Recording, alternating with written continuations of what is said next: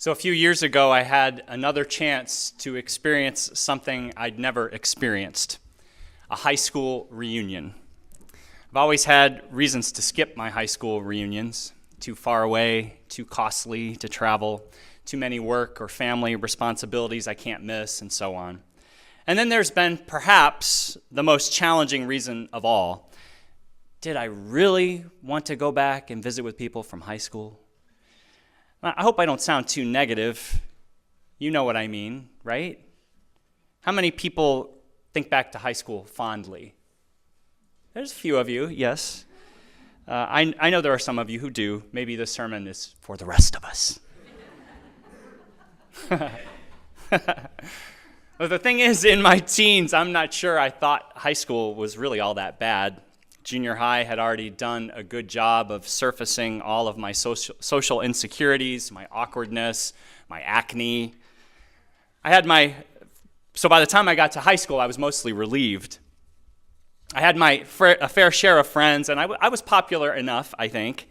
Not popular as in the guy who can really bring it on the football field or in the weight room and who has dated a cheerleader, kind of popular.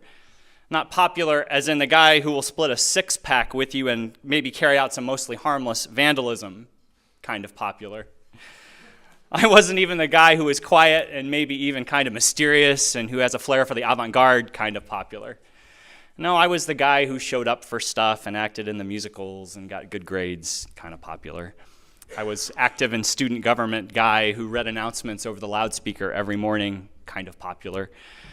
I was the guy who was good friends with girls but who didn't actually have a romantic relationship until the summer before my senior year, only to have my heart broken in the fall because my girlfriend feared that dating me was going to make her look less cool than she wanted to. But by December, we eventually got back together when her grandmother died and she realized the only friend she really wanted to talk to about it was me, kind of popular. You know the type, right? At the conclusion of my senior year, I was even voted by my classmates as one of two students in our graduating class most likely to succeed. I suppose I was voted likely to succeed because by 1985 high school standards, and by our current culture's standards too, I already had succeeded. I was successful because everybody knew my name. After all, they had to listen to me every morning over the loudspeaker and at every pep rally and big school event where I was almost always the MC. Can't you see it? It was known that at the time I wanted to go into broadcasting, so my classmates probably saw my chance at future celebrity and therefore predicted my future success. Celebrity success. I know it sounds like I had it better than most, doesn't it? And I probably did, even if I didn't really know it at the time. Even if I still don't know it. Despite all the tough stuff in our lives, most of us don't realize how good we have it. At least not always in time, anyway. As I've already admitted, I didn't really want to go to my high school reunions when they would pop up over the years. Each time another one came and went, I would ease whatever guilt I felt by telling myself that maybe I'd attend the 25th. That seemed like a good goal, the 25th. So when word came out that the 25th was coming up, I figured I should go. Again, this is not to say I wanted to go. The fact is I hadn't seen anyone from high school in more than 20 years. If it weren't for Facebook, I probably wouldn't even received an invitation. Unlike the previous years, though, I didn't just consider going this time. I knew I had to go. I had to go. The biggest difference between this reunion of the Springfield High School class of '85 and the others I had missed is that now, you see, I better understood my responsibility to you. That's right. I decided to go to my 25th high school reunion because of you. I had to acknowledge that I couldn't really stand up here week to week, preach about taking chances and facing our lives, living the journey which is uniquely ours to live if I'm hiding from my own life. If nothing else, the 25th reunion is a rite of passage life experience, one that deserves to be lived. So I cleared my calendar, I made my travel arrangements, and I waited to see what I was going to learn. Due to school and finances, Susan decided that she and Leo would stay home, which I thought was probably for the best. This seemed like a pilgrimage better made alone. I had a regular meeting with my spiritual advisor about the week before I left. I admitted to her that I was excited about the trip now that I had made the commitment to go. Excited like I was about visiting a haunted house, but excited nonetheless. As we spoke some about my high school experiences, I laughed and I told her that I had been voted by my classmates most likely to succeed. She shook her head, said, "Wow, how about that as a frame for your life?" Hadn't really thought about it much over the years, but now that she'd said it, I suppose this whole likely to succeed label did kind of set the bar high for me in a way, at least high enough so that when I was working in many of my previous jobs, like when I was in a touring children's theater production of The Legend of Sleepy Hollow, I played Ichabod's horse. When I was schlepping pasta in a restaurant, or dressing as a purple gorilla or Cupid to deliver singing telegrams. I think I appear in photo albums all across the greater Chicagoland area in various costumes. It's kind of an interesting thing, especially when you're wearing pink tights and a diaper. Not really cool. When I was proofreading advertising for cheesy novels and self-help books, all this time I would occasionally have this out-of-body experience where I would look down at myself and I'd say, "Well, Mark, is this what success looks like?" My dad and his wife still live in the house where I spent my teen years, just outside of Akron, Ohio. So upon my arrival, the Friday of the reunion, I went to see them. Over lunch at a local restaurant, we caught up with each other. It had been a while since I had been there, too long. Our conversation drifted, as it often does, into the local sports scene. My dad and I like to talk sports. This was around the time when NBA star LeBron James had just left Cleveland in the dust to play for Miami. So I asked my dad if the hoopla had died down. He said it had, before mentioning that, hey, he had listened to the recording of the LeBron James-themed sermon I had delivered earlier that summer, which I'd sent to him, thinking he might be amused by it. "Oh yeah?" I said, nodding, knowing that soon he was going to offer his opinion on said sermon. "It was pretty good," he said. "Too long, though." Oh man, family can keep it real. I love it. So we went back to his house and we visited for a few more hours before I drove my rental car to a Cleveland suburb to spend the evening with some college friends. On the drive to Cleveland going north on Interstate 77, this is the same route my friends and I would travel when we'd go to see concerts of Billy Joel or Madonna or Genesis. I intentionally listened to the kind of top 40 radio stations I had listened to in high school. Nearly every song was about taking it off or going all the way or getting somebody turned on. The themes probably hadn't changed all that much since I was in high school, but the language sure seemed more explicit. Maybe it was just me. When I arrived at my college friend's house, I was instantly grateful for their warm hospitality and their ever-present friendship that we've shared from a distance for all these years. Several others from our gang had joined us for dinner, and we reminisced about old times. This high school reunion thing, this is going to be easy. What's the big deal, I thought. It's just people. As we dined on surf and turf on one of the levels of their newly built 3-story deck overlooking a tree-filled ravine, I'll admit I wondered some more about success, as I felt a twinge of envy at their comparatively lush lifestyle made possible by my friend's career as an attorney. I acknowledged to myself that what he and his wife have, while fitting for them, was never really my aspiration. Still, it's difficult not to compare and contrast when we know people so well, and we know what could have been ours had we taken a few different turns in life. Well, the next morning I drove back to Akron. On the way into town, I was becoming familiar with the pop songs the local radio station was playing. As I jumped around the dial, I heard portions of a then-new Katy Perry song, Teenage Dream, at least 3 times. "Let's go all the way tonight," she sang. "No regrets, just love. We can dance until we die. You and I will be young forever." Not exactly, Katy. She continued, "You make me feel like I'm living a teenage dream the way you turn me on. I can't sleep. Let's run away and don't ever look back. Don't ever look back." Yeah, don't look back, Katy. Or at least don't look back until you decide to attend your high school reunion, where you just might run into your teenage dream a couple of decades removed.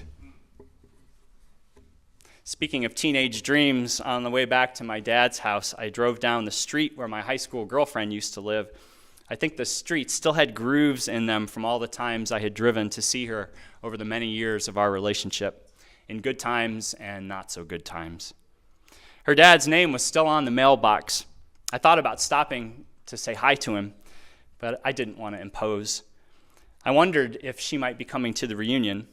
She lives only a few miles away, after all. We're Facebook friends, but we don't really exchange messages, and I didn't tell her I'd be coming. I just figured I'd wait to see if she showed up. Smooth, huh? Oh, man. I made it back to my dad's, and we visited for a while until it was time to get ready to go. While I was ironing my shirt, I started to get really nervous. I suddenly felt like I was 16, like I was getting ready to pick up my date for homecoming. I felt awkward and stupid and, adolescent all over again. It was as if nothing had transpired over the last 25 years. I was right back to high school. Maybe this is why I had been avoiding reunions all these years. I admitted to my dad's wife that I was nervous, and she was really sweet to me. She gave me a hug. She told me it was going to be okay. It was nice. As I drove to the reunion, I switched on the radio, and the station was playing 80s music. Purple Rain, to be precise. It was all too weird, so I turned it off, and I drove in silence. Once I found the reunion site, it was a country club tucked away into a neighborhood. I looked at my watch. I was right on time, which I realized was way too early. So I drove back up the street to stake out a place where I could see people driving in, but where they couldn't easily see me. I figured, I'd try to time my entry with the arrival of somebody I recognized, so at least I wouldn't have to go in alone. After about 15 minutes of waiting, I figured there must be another entrance because very few cars had been coming through my way. I'll admit, I even thought about just finding something else to do for the night. It was absurd after I'd come all that way, but, I really did think about turning around and going home. But finally, I decided to suck it up, and I drove up the hill to the parking lot of the club, and I saw some people standing outside that I didn't recognize, which was not surprising since I hadn't seen these people in over 2 decades. Well, I felt like I needed some more time, so I parked in a spot surrounded by other cars so I could wait it out without my hesitancy becoming obvious. As more cars kept coming into the lot, however, I realized I couldn't just sit there and stare out the window. I had to do something that would justify me sitting there. So I pulled out my cell phone and I started to pretend I was having a conversation. Yeah. Yeah. Oh, I know. Yeah. This is so stupid. I did start talking to myself out loud. Mark, you know these people, you should just go in, just go. So I got out of the car, I walked briskly to the door, and as soon as I entered the front room of the club, I was greeted by the organizers who ran up to give me hugs, to tell me how glad they were that I'd come. Immediately, I started making connections with the people who had just arrived too. I didn't recognize everyone right away. For some, it was like a fog needed to lift as I looked into their faces, but I did pretty well considering everything. We all laughed at each other trying to remember names. This is going to be okay, I thought. I made my way into the main hall, and I stiffened up a bit as I found I didn't recall very many people in there at all. The few people I did know instantly got down to business, discussing the protocol of how you talk to somebody you don't recognize. Do you admit it up front, or do you pretend in the hopes that you might eventually figure it out? No one seemed committed to any single approach. But the fact that people were discussing it was really funny to me and very comforting. One of my fears about going to the reunion was that I would have to talk about religion. It's a typical result when people find out I'm a minister. Obviously, it's not that I mind this kind of talk in general. It's just, I don't know, I didn't want to have to explain Unitarian Universalism to what I figured would be a more orthodox or at least conservative-leaning bunch. While I knew it would be silly to hide my ministry from folks, I decided I wouldn't lead with it either. But within a few minutes of securing a beer from the bar, one of the organizing committee pulled me aside and asked me to give the blessing before the meal. Weep. How could I say no, right? So when the time came, Reverend Mark Stringer strolled up to the front. To break the ice, I began by pretending to read a lunch menu, which I had done every morning for 3 years in high school. Today's menu, pizza burger. Pizza burgers. Then I invited people into a prayer about vulnerability and friendship and time passing and the gift that it was to be alive and together after all these years, despite it all. Over the next couple of hours then, I visited with these people who for a window of time in the 80s at least had helped define who I was and what my life was, for better or for worse. Not everyone I hoped to see was there. My former girlfriend, she didn't come. But the guy she broke up with just before she started to date me did. He still didn't seem all that happy to see me. I heard stories from the different high school realities present in the room. One guy who I didn't remember at all chatted with me about what it was like for him in high school, how he'd been shy and a loner, how he hadn't reached out to anyone. What a big deal it was for him to show up that night. I didn't tell him how I had faked a conversation to delay walking in myself, but looking back, I should have. I talked to folks from different rungs on the ladder of our economy. Some were clearly well off, others clearly not so. In fact, one told me of how the recent downturn had left him with nothing to do but to start his own handyman business and just try to keep up with the bills the best he could. Upon seeing one old friend, I recalled, "Hey, didn't I sing at your wedding the year after we graduated?" She didn't remember me singing. The marriage had ended very quickly. She tried to erase all the details from her memory. We laughed about life's twists and turns, especially because she's very happy now. Yeah. No matter how bad life gets, it can turn around. As the evening unfolded, I gratefully discovered that no one wanted to talk religion with me, except for a few progressive-minded people, the ones who knew at least a little bit about Unitarian Universalism, who sought me out to confess their own questioning faith, if not their godless truth. These conversations, it turns out, were good for them and for me. By the time the evening was winding down, I didn't want it to end. Those, like me, without babysitters to return to, decided to go out, landing in a local hole in the wall, just big enough for a pool table, a few tables, and a jukebox. And there I had some really good conversations with one of my closest high school friends. We drifted apart over the years, and I think we were both ashamed about it. As we talked, others would come by and interject a story or ask us to pose for pictures. One classmate, a former member of the school's football team who had relinquished his sobriety very early in the evening, if not a couple of days before, he even tried to dirty dance with me. And then he gave me a wet willy. I know. Some things never change.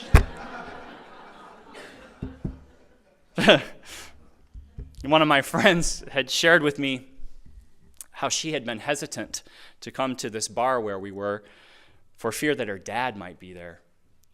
She said, "He's kind of the town drunk, always has been."